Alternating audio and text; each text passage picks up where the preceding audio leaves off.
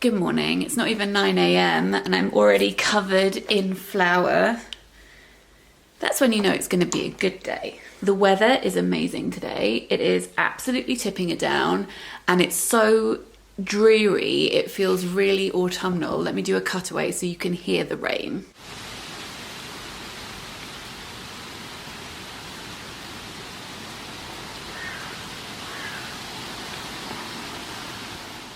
Something that I realized actually is that vine that was in that cutaway is going to turn bright red during autumn, and honestly, I'm thrilled about that. This week has been a bit stressful for a variety of different reasons, some work related, but also just, I think it's just been a bit of everything. I mentioned in a video last week that we had a film crew next door, that our next door neighbours had gone away for a couple of weeks and a film crew had moved in and they were filming, I wasn't sure if it was a BBC or ITV crime drama, and that was intriguing, and I'd been peering out the window, you know, being that neighbour, trying to see if I could spot any actors that I recognised, and it was, I don't know, just a new thing. Interesting. When you're stuck inside all the time, if something new is going on that is a bit interesting, it very quickly stopped being interesting, and it was much bigger than I think even they realized it was going to be. They got halfway through the 2 weeks and realized that they needed extra sets, so they ended up filming in the house on the other side of us too. So we had film crews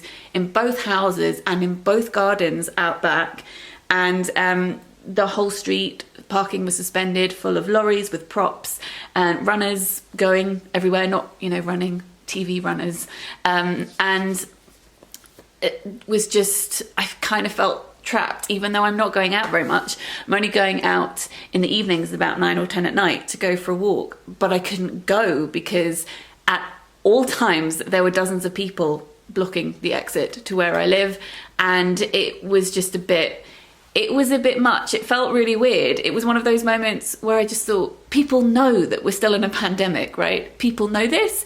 Do they realize? So I did not enjoy that, though there was one evening where they were filming till about 2 in the morning and they had a fire engine outside because they were simulating a storm in one of the gardens, so they needed the fire engine hose for the rain.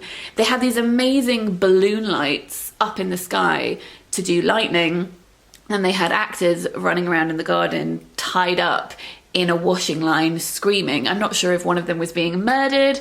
I'm not sure. It was a lot. It just felt like a really surreal experience, a kind of metaphor for the world that we live in right now, and I'm kind of glad that it's over. Anyway, so because things have been a little bit stranger than usual and the world is falling apart, that's been happening for a long time, but felt like it's been doing even more so recently. I have decided that today is going to be a bit of a self-care day, in the sense that it's going to be full of books and baking, and I wanted to film a reading vlog for you. I would like you to join me today. That would make me very happy. As I said, I'm already covered in flour because I've been up early making bagels. I didn't film the making of those because I have done that in another reading vlog, which I will link in the description box down below. At the end of August, I did a reading challenge video for September where I asked you to vote on a shelf on my bookcase and said, which shelf would you like me to read in September? And you voted for number 1, which is the first one, so all of the A's. I will link that video up here and down below. There were 16 books on that shelf that I hadn't read, and the last video that I uploaded was my September wrap-up. So if you want to hear my thoughts on the books that I did get round to reading, I read 9 of those 16 books. I would have read more, but I had 11 other books that I read aside from that. I'll link that down below. Lots of linking going on. But anyway, so there were 7 books on the shelf I didn't get round to reading.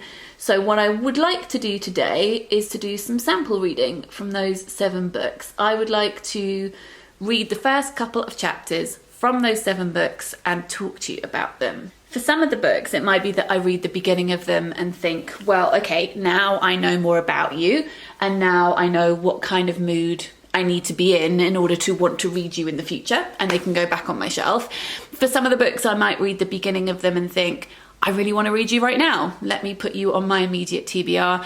And for some of them, I may read the beginning and think, actually, I don't think I want to read you at all. And then I can make sure that they go to a better home. So let me show you the 7 books that I'm going to be reading bits of today. Okay, those books were the 3 Margaret Atwoods that I haven't read: Alias Grace, The Blind Assassin, and The Robber Bride. I'm not going to talk about them now because obviously I'm going to speak about them as I read bits of them. There is also this debut novel, The Island Child by Molly Aitken, which is about Irish folklore. Black Sunday by Tola-Rotimi Abraham, which I am keen to read now because it's about 2 twin sisters who grow apart, and I've just finished reading The Vanishing Half by Brit Bennett, which is also about that. And No One Is Here Except All of Us by Ramona Ossabel. I adore her short stories, but I've never read her novel. And finally, this one here, which is The Art of the Body by Alex Allison, which is about art, photography, and disability. So those are the 7 books that I'm going to read. As I said, I started making bagels this morning, so I'm going to have those for lunch. And then later, I would like to make some gingerbread cupcakes. I made them a few weeks ago, and I think they're the best type of cake I've ever made, which I can not take credit for because the recipe is not mine, and I will link it in the description box down below.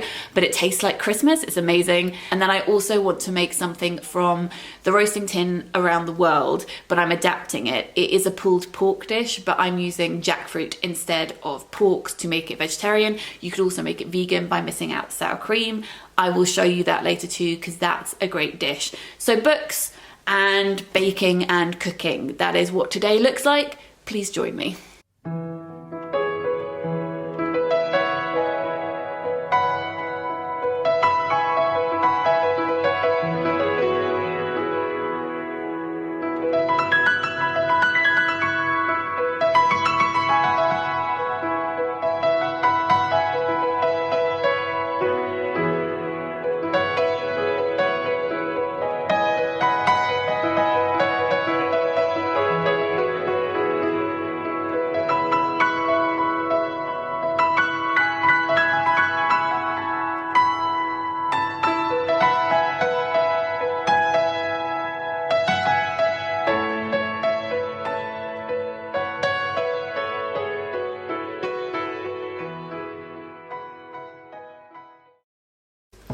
I'm forever trying to find new places to speak to you from. Welcome to me sitting on the kitchen floor. I've read the beginning of 3 of these books now. So I've read the beginning of Black Sunday by Tola-Rotimi Abraham. This is the one about the twins who grow up to be very different. It's set in Lagos in the mid-90s, and as far as I can tell from having read the first couple of chapters, it switches point of view between the twins, and between the first couple of chapters we jumped a few years. So in the first chapter it's from the point of view of BK, who I think is the twin who's going to grow up to be very religious, whereas her other twin is not going to be. And it felt very busy, the first chapter. They're on their way home from school. She's talking about how she and her sister have very nearly got themselves into trouble on various occasions, going to the wrong places, accepting lifts from people that they don't know. And she talks about other people who have been, well, murdered in that way. There are so many things going on, so many people on the bus, so many vibrant colours. You really got a sense of the busyness of Lagos. I underlined this paragraph, which I thought was really lovely. I learnt when I was a little girl that people always lie. I am not sure everyone means to lie. It is just that they have in their hearts ideas of who they should be, and they are trying to convince themselves that they are who they insist on being. It is tiring. I learnt a lot about people, about who they are and what they care about, by observing quietly. So she is the quiet twin. She also says, I think everything is a story unless you live in it. They're talking about how their mother lost her job, in fact, a couple of jobs, and she's the one who supports their family. Their father has all these big ideas of things he would like to do, businesses he would like to set up, and they always seem to fail, and he takes that out on their mother, even though they firmly side with their father. His attitude is extremely aggressive a lot of the time, and her parents fight a lot, and he does hit their mother too. I am really intrigued by this. I don't think it's a book that I want to read right now. I read the first 40 pages though, and I'm going to pop it back on my shelf, and I look forward to reading it at some point in the future. Next, I read the beginning of The Art of the Body by Alex Allison, which is a novel about a woman called Janet who's a carer. She's not caring for someone she's related to. It is her job to be a carer, and she's looking after Sean, who has severe cerebral palsy. Sean is a fine art student, and she takes photographs of him to help him as part of his project. Alex, the author, has experience working as a carer himself, and I have such a huge amount of respect for that. It is an undervalued job, a very important job, and I have a lot of love for it. This story is told from the point of view of the carer, so Alex is writing about things that he knows and experiences. However, I am really tired and exhausted at the moment of reading stories about disabled people from the outside, looking at disabled bodies and not feeling like you're within the story or within that person. It's not really about this book per se, it's just how I'm feeling about narratives surrounding disability and disfigurement and how I felt for quite a long time. So I'm gonna pass this one on to someone who's going to enjoy it more. I just want the stories from within. I don't want that observation. It's the observation thing that I think really gets to me, and obviously it's just a personal thing. There we go. So not for me, that one. And then I read No One Is Here Except All of Us by Ramona Osobel, and this is this has been sitting on my shelf for a couple of years. I think I was a little bit scared by it because I loved her short story collection so much, and I've been saving this one for a rainy day, and as I said earlier, it's definitely a rainy day today. This is set in a remote Romanian village, and everyone, or at least the majority of the people who live in this village, are Jewish, and the first few chapters talk about Jewish history using religion but also magical realism to talk about relocation and a search for home, and I just thought it was fantastic. Let me read you a little bit actually, because it was so beautiful. We did not see the rain flood our cemetery and dig the bones of our ancestors up. We did not see the ghosts climb into our trees, onto our rooftops and into our beds. Nor did we hear the ghosts of the strangers' children begin to leak out of their bodies and into the mountain air, full with the sharp pepper of wet pine needles. One of the reasons I also haven't read this book yet is it's a Second World War novel. I don't always love those. It's weird actually, there were a couple of Second World War novels on that particular shelf, and I don't own many of them. But I think this is going to be very different. It starts in 1939. They are extremely worried because they feel very threatened, obviously, as a Jewish community, and they're not really sure what to do. Should they run? Should they go somewhere else? They decide they're going to stay where they are, and they're going to cut themselves off from the rest of the world and essentially make their own space and pretend that nothing is happening in the outside world. And then I think it's how that ends up interacting with this magical world that they are trying to create, and I love the sound of that. The writing is exquisite. I'm going to continue reading this. Not right this second because I have 4 other books that I'm going to sample, but I'm going to put this on my bedside table so I can continue reading it very soon. So let's make some gingerbread cupcakes. I will put the recipe in the description box down below.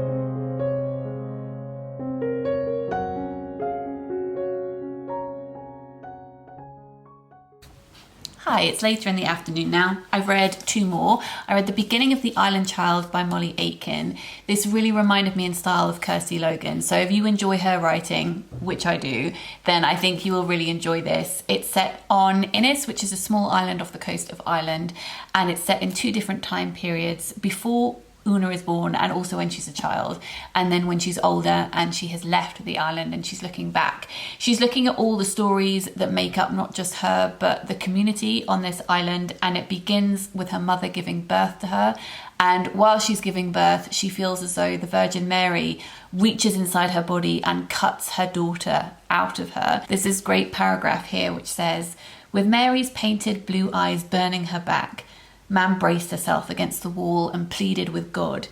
She only ever made the big requests to him, to cut the agonies of me, her child, away. But like most men, he wasn't one to involve himself with women's matters." I think this is going to be about all of the folk stories and mythologies that have built and created her as a person, as well as looking at how they have formed the community around her as well. I'm going to put that one back on my shelf. And then I read The Blind Assassin by Margaret Atwood, the beginning of this book.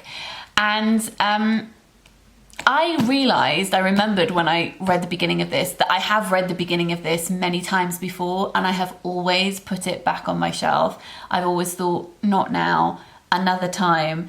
And I don't know what it is about it. I'm just not connecting with it. It is mixed media, and I know that lots of people love that in books. I know that Anna particularly loves that in books, but she recently read The Blind Assassin and was very underwhelmed by it.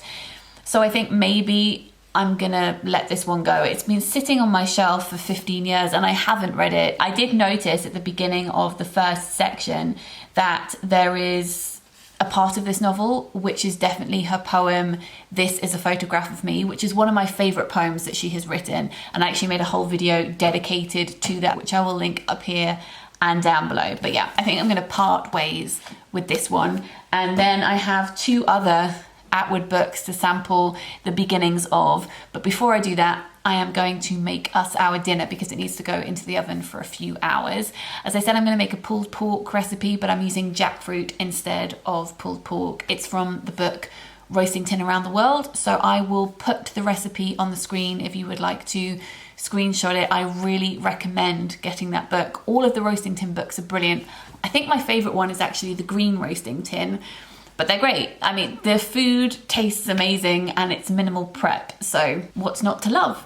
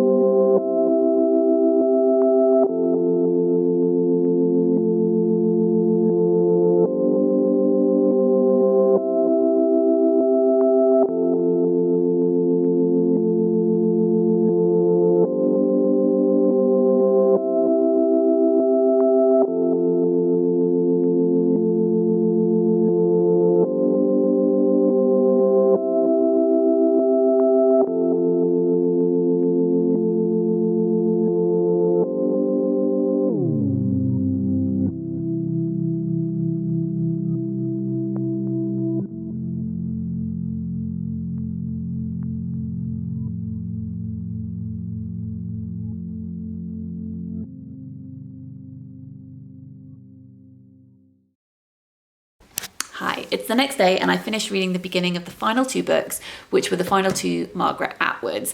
I spoke about this in the video where I talked about the reading challenge that I wanted to do. I have, I was going to say a strange relationship with Margaret Atwood's writing, but I don't think that's the right way of saying it. I think it's just it's a long relationship and it's changed, and reading tastes change and our opinions of authors also change. There are so many factors at play. I fell in love with her books when I read The Handmaid's Tale, which was 18 years ago. It was quite a long time ago now.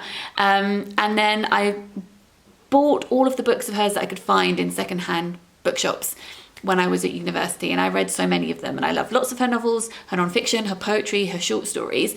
But then I haven't loved her newer releases as much. The last novel of hers that I read and loved was Oryx and Crake, and that must be over 10 years ago now.